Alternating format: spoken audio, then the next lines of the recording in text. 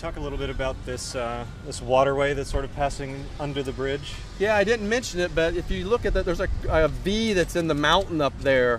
One of the things that we really tried, one of the great things about this expansion is, I think, the overs and unders is what I call it. There's bridges with water that goes underneath us, and there's grade changes. There's a waterfall that comes out of the top of the mountain that falls probably 30 feet down and into a basin. That water finds its way underneath both of these bridges and comes around and connects into the mine coaster site.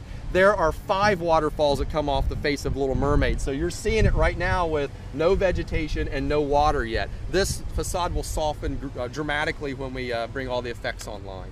So water, it's very cooling, especially in Florida. That's important. It was one of the things that was high on our priority list as we designed the expansion. Guest comfort. We kept coming back to guest comfort. We want guests to be able to come here, sit down underneath a tree, and just people watch. It's one of the great things about Disneyland. If you didn't ride anything, it's a pleasant place to be in. It's a park-like setting.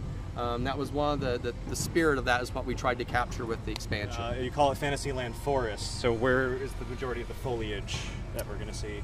You can see in the illustration here, right. There'll be big trees, a lot of aged trees. I think, if you go back down to the circus and you look at some of the planting that's begun down there, that'll give you a sense of the lushness, I think, when we're done, that this space will have. A lot of big old character trees with, trees that have a story to them. That landscape is so important to really, I think, tell the story about where we're traveling to in a time and place. That same amount of detail will happen in here.